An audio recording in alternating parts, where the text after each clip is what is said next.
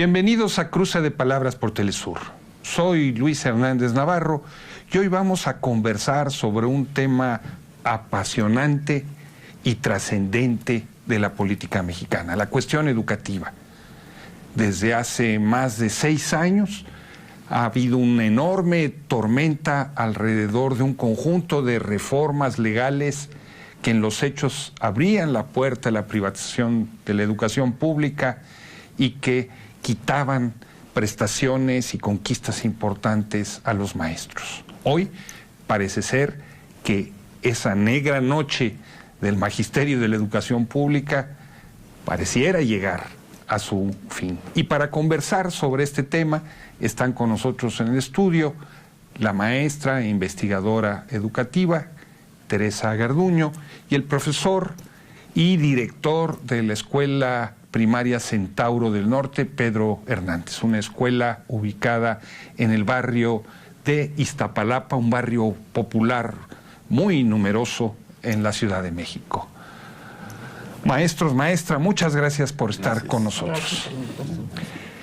Durante muchos años, los últimos 6 por lo menos, los maestros democráticos, un sector muy importante de investigadores educativos, demandaron la abrogación de una reforma legal que cambió completamente el marco de la educación en México. Hoy pareciera ser que esa abrogación está a punto de completarse y se va a hacer una nueva redacción en el marco de un nuevo Congreso con otra correlación de fuerzas en el país. ¿Es eso cierto, maestra, Pedro? Bueno, en principio la iniciativa habla de realmente abrogar la reforma, pero en el fondo, en la estructura de la ley, todavía hay algunas cuestiones que hay que considerar. De entrada, nosotros pensamos que tendría que haber una claridad en cuanto a la legislación del tercero en lo educativo y la legislación en lo laboral a los maestros en el 123. Esa es una de las primeras cosas que tendrían que quedar clara en esta reforma, para que los maestros puedan recuperar sus derechos que les fueron arrebatados en la reforma anterior, fundamentalmente a través de la evaluación punitiva. Pedro, ¿hay elementos de continuidad entre la nueva propuesta que el nuevo gobierno está haciendo y la anterior reforma educativa? Bueno, lo que tú llamas una noche negra en el magisterio y la educación, nosotros le llamamos una guerra que desde el ámbito federal, estatal y de distintos niveles de gobierno se desarrolló durante todo el sexenio contra el magisterio, y no es una metáfora. Hay muertos, hay heridos, hay maestros y pueblo lastimado, hay presos, hubo presos políticos, despedidos, más de 500 todavía sin ser reinstalados. Entonces el empecinamiento de obligar al magisterio no solo a el asunto de la evaluación que denominamos punitiva, sino además una serie de cambios que puso en tela de juicio sus derechos laborales, como su plaza, como sus salarios, como su libertad. En varios casos pues está un resultado adverso hacia el magisterio, una campaña que tú documentaste muy bien en los medios, exacerbado hasta decir basta, que los culpables de la baja calidad educativa en el país, los maestros. Ahora el gobierno de la Cuarta Transformación ha planteado desde campaña, primero pues la abrogación, de lo cual estamos de acuerdo. Se ha empezado a dar los pasos para que se desestructure todo un andamiaje jurídico, normativo, político, administrativo, de control hacia el magisterio. Hay una iniciativa que presentó el presidente el pasado 12 de diciembre que podríamos echar las campanas al vuelo y decir, está ya, pero ahora hemos visto la complejidad de poder revertir esa serie de reformas llamadas estructurales, particularmente al tercero constitucional, que está llevándonos también a una nueva batalla. Por un lado, ambas cámaras necesitan un porcentaje de votos para las 2/3 partes aprobarlo, que no lo tiene el partido en el poder, y que tendrá que hacer una serie de negociaciones, de acuerdos, para que en lo fundamental, lo que se ha prometido, pues se cumpla. Sin embargo, vemos sí una parte de continuidad. Ahora ya no se le llama calidad educativa, ahora se le llama excelencia, que en realidad pues es una calidad superior, según lo describe el diccionario. Y entonces una serie de medidas que, si no logramos modificar, pues puede hablarse de que continúa esto, ¿no? Pero una de las críticas que se ha hecho es precisamente este punto que señalaba Pedro, ¿no? En la reforma pasada se justificó en nombre de la calidad de la educación. Nunca se definió con precisión lo que era, ¿no? Y cada una de las legislaciones secundarias tenía una forma de escribirse distinta que en las otras. Y hoy se sigue hablando de calidad, pero también se habla de excelencia. ¿Cuál es el problema de usar estos conceptos? El problema fundamental es que el uso del término de calidad nos remite a un camino, un parámetro para medir la calidad, o sea, para ver si es de buena o de mala calidad el producto. Esto en la producción industrial es posible. Yo puedo evaluar la calidad de las tapas de una botella para que cierren bien. En educación no se puede, porque en educación tenemos una población totalmente diversa, con muchas necesidades que debe ser atendida. Y el desarrollo de los niños, desde el punto de vista de la investigación en desarrollo, va en muchos niveles. Entonces es muy difícil lograr que todos los niños lleguen al mismo lugar al mismo tiempo. En realidad nunca llegan al mismo tiempo y todos llegan diferentes, ¿sí? Cuando nosotros metemos la palabra calidad, nos obligamos a tener instrumentos para estar midiendo. La realidad es que esas mediciones que se han hecho desde hace mucho tiempo no han incidido en cambios en la escuela. O sea, la aplicación de pruebas para medir si los chicos están rindiendo lo que se estaba esperando que rindieran de acuerdo a esa prueba, no da como resultado que en el siguiente periodo mejoren las cosas. ¿Por qué? Porque en realidad los profesores tienen que hacer un trabajo, yo diría un trabajo bastante complejo para poder atender esas diversidades que tienen en el aula. Más cuando ha habido una política de inclusión del Estado y un desmantelamiento de la educación especial, y entonces todos los niños están en el aula, o gran parte de los niños. Cuando yo tengo esas diferencias, yo tengo que impulsar como profe cada uno de los niños en cada uno de los niveles. En el pensamiento lógico, en el lenguaje, en el conocimiento de las ciencias, de la historia, etc. Hacer eso me implica establecer muchas dinámicas en el salón, ¿sí? Y muy posiblemente yo no pueda con una sola prueba medir el desarrollo de todos los niños. ¿Qué hacen los profes? Los profes evalúan muchas veces de acuerdo al trabajo de los niños, a la participación, a la cooperación, a las preguntas que hacen, ¿sí? Eso les permite tener una idea general, pero no pueden medir exactamente lo que está pasando con cada uno de ellos. Es por eso que el meter el concepto de calidad y de excelencia obliga a remitirnos a ello. Yo pienso que lo mejor es que los procesos de evaluación se instalen en la escuela con el colegiado de la escuela, con el maestro, con su grupo, con los padres de familia que van viendo qué va pasando con sus niños, cuánto avanza, cuánto se interesa, cuánto puede hacer la tarea, cuánto puede investigar, cuánto puede leer o no, con el colegiado de profes que pueden acompañar al maestro en sus dificultades, con el director de la escuela, muy en lo local. ¿Para qué? Para que esos resultados, por ejemplo, trimestrales, pensemos ahorita como están las boletas trimestrales, se regresen al grupo en el mes cuarto. Entonces, en el mes cuarto yo como profe sí puedo decir, ay, me fallaron en lectura. La estrategia que me propuso el maestro de cuarto es buena, la voy a seguir. Entonces yo incido en el aula, inmediatamente.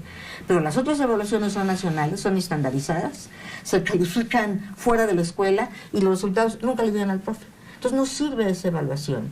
Yo creo que hay que pensar en una calificación más cualitativa de la educación para decir es más consciente, más razonada, más reflexiva, más flexible, más equitativa, no es discriminatoria, y eso permite entonces avanzar en el proceso educativo. Pedro, además de la crítica a estos conceptos de calidad y de excelencia, ¿no? Excelente es único, ¿verdad? Es la calidad llevada a lo máximo, a su fase superior. ¿Qué otras críticas tienen ustedes a esta propuesta de nueva legislación?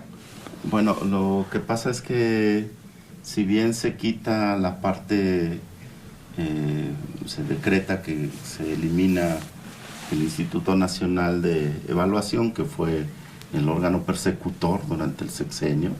A propósito, ahora se ha querido defender diciendo que se requiere los datos que aportaba, cuando en realidad se dedicó a diseñar ese tipo de evaluación, que es más bien una medición, intentando decir la idoneidad de los maestros.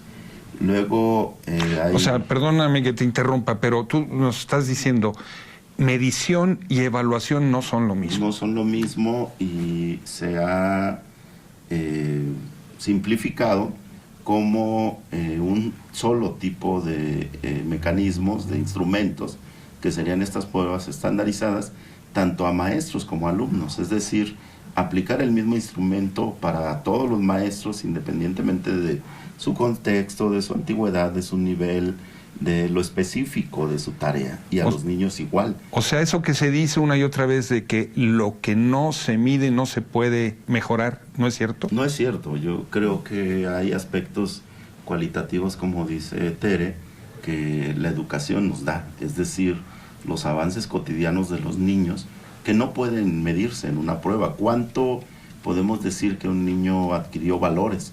¿Eso cómo lo podemos medir? Que es solidario, que con sus compañeros está siendo solidario. Eso no puede medirse en una prueba.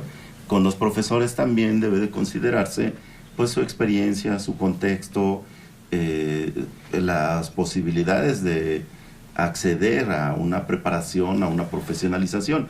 Eso no lo dio la reforma anterior. Ahora estamos demandando que esta reforma debe considerar estos aspectos sustantivos, pero sobre todo poder llevar a una transformación de la educación. El problema que tenemos en nuestro país es que durante los últimos 35 años del llamado neoliberalismo ha venido una reforma tras otra sin realmente las causas profundas de las desigualdades que tenemos en las escuelas atenderlas. Entonces consideramos que ahí el tercero constitucional básicamente debe de ser en su aspecto filosófico y pedagógico. ¿Te parece si hacemos una pequeña pausa? Adelante. No se vayan, volvemos en muy breves instantes.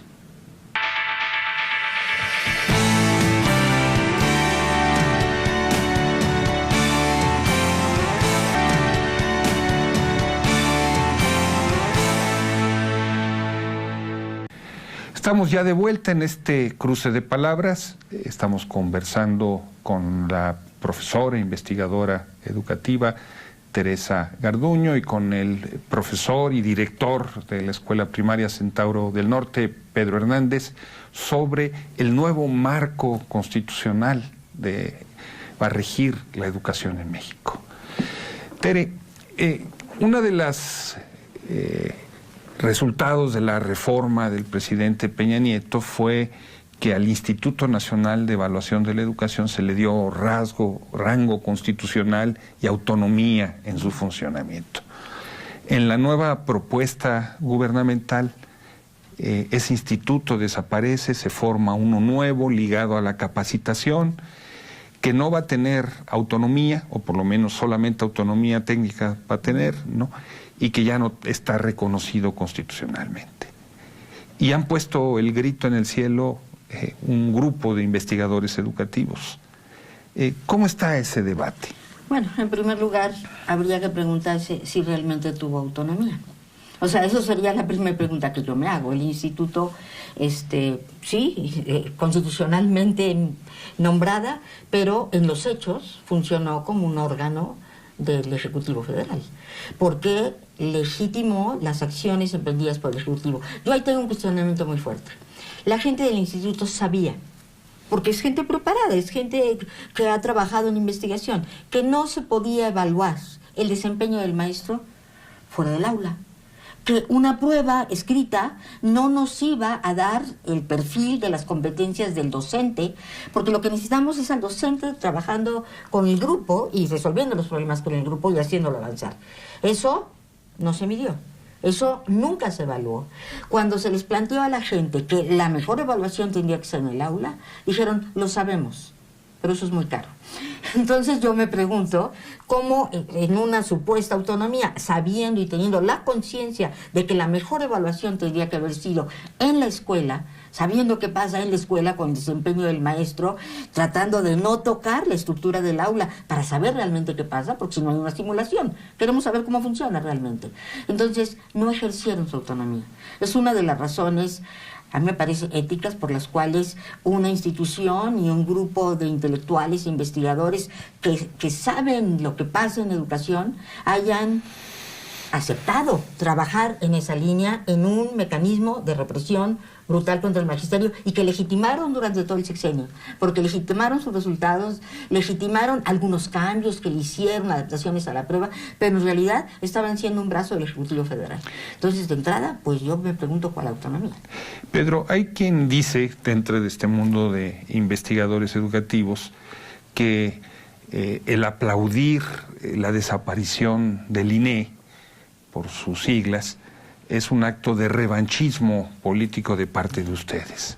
No, nosotros igual que Tere consideramos que el INE no cumplió con las funciones para las que fue diseñado y bueno, pues lamentamos que este grupo de académicos que tenían un reconocimiento alto hubieran incurrido pues en esta falta de ética y ahora pues plantean que nada a obscuras, pero en realidad nunca aportaron elementos necesarios para las transformaciones. Se dedicaron a perfeccionar desde su perspectiva estas pruebas estandarizadas, a decir una y otra vez que los resultados seguían siendo adversos, y en realidad lo que hicieron fue ratificar que estas políticas no ayudaron a resolver la crisis educativa en nuestro país. Nos parece que ahora el instituto que se está planteando desde la reforma constitucional del presidente requiere que precisamente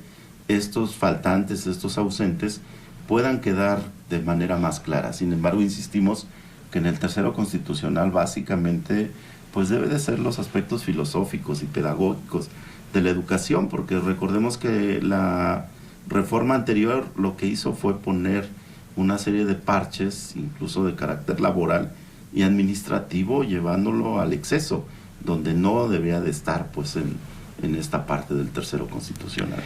Tere, en la iniciativa del nuevo gobierno no se reconoce explícitamente niveles educativos, el de educación especial, el de educación física, etcétera, etcétera. ¿Eso es bueno o eso es malo? Eso es preocupante. Ese es un ausente que tiene que estar. Esas modalidades han sido eliminadas prácticamente en el sexenio anterior. Educación especial, educación física, educación tecnológica han sido relegadas. Cuando se tiene todo un trabajo, toda una experiencia en cada uno de los ámbitos que permite desarrollar el trabajo de la escuela.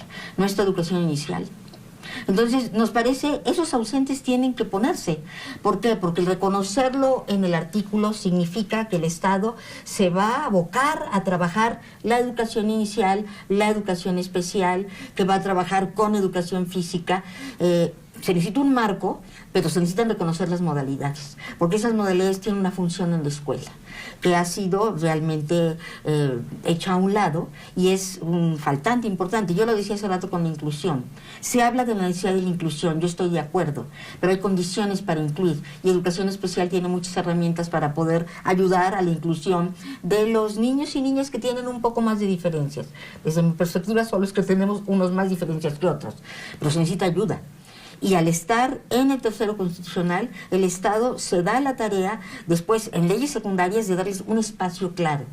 Otra cuestión que pasa, por ejemplo, con las normales, con el reconocimiento del trabajo de la normal como formadora de docentes, para permitir entonces que los estudiantes normalistas puedan tener su plazo auténticamente. O sea, hay cuestiones que no están y que tendrían que agregarse. Pedro, ustedes como movimiento magisterial han reivindicado una serie de valores, de ideas, fuerza, alrededor de los cuales se tendría que organizar la educación. Hablan de que la educación tiene que ser humanista, hablan del valor de la comunalidad, etcétera, etcétera, ¿no? Muchas más, que tiene que ser holística, etcétera, etcétera.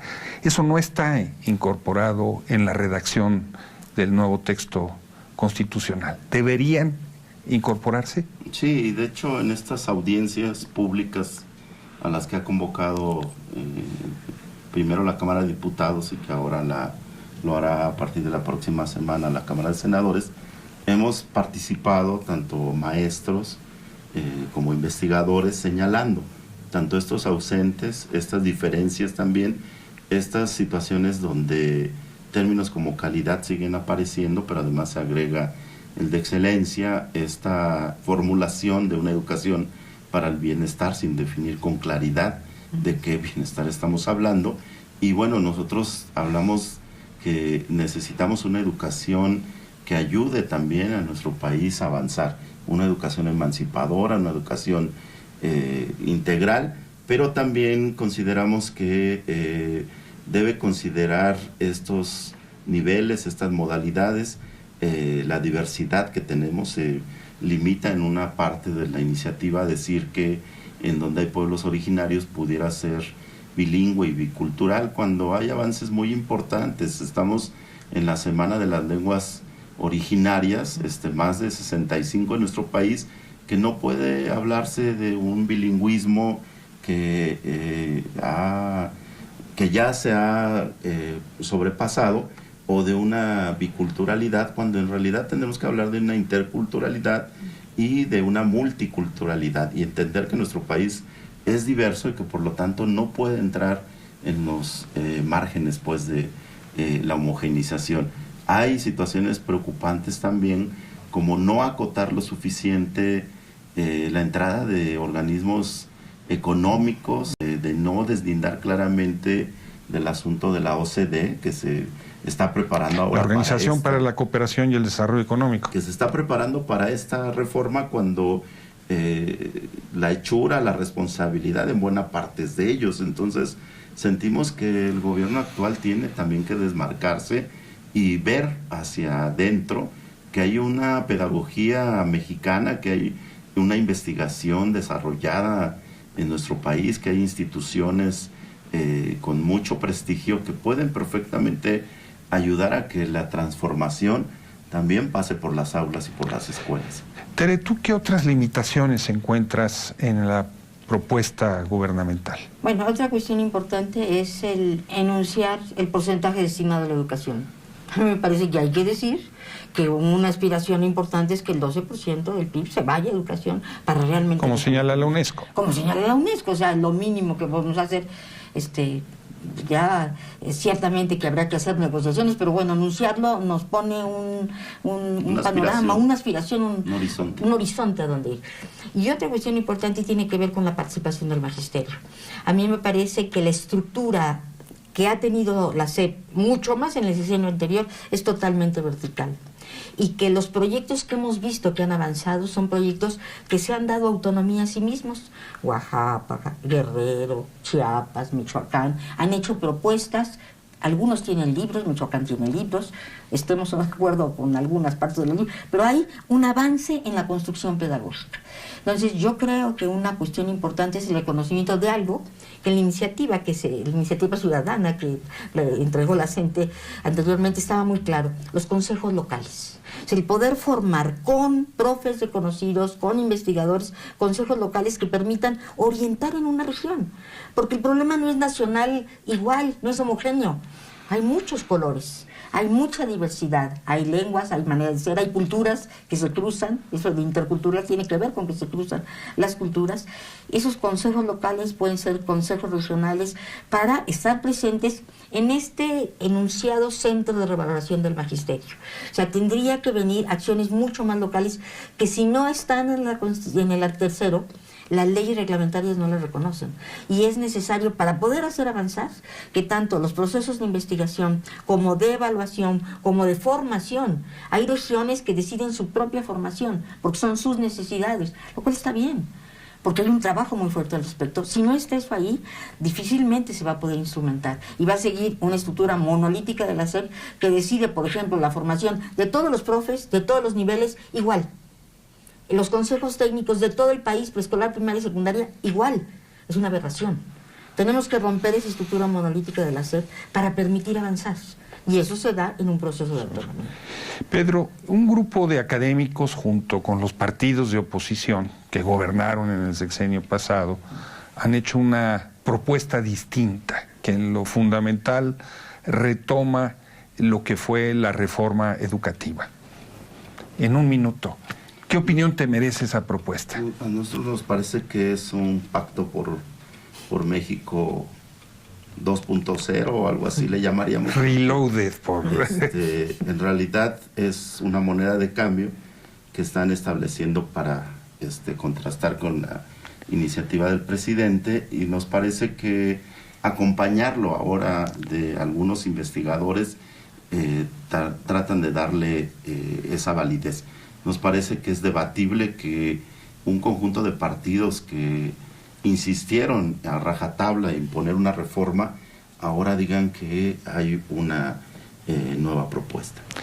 Tere, Pedro, muchísimas gracias por estar con nosotros en este cruce de palabras. Y ustedes, amigos, amigas, muchas gracias también por su amable compañía el día de hoy. Ya saben, los esperamos la próxima semana aquí por Telesur.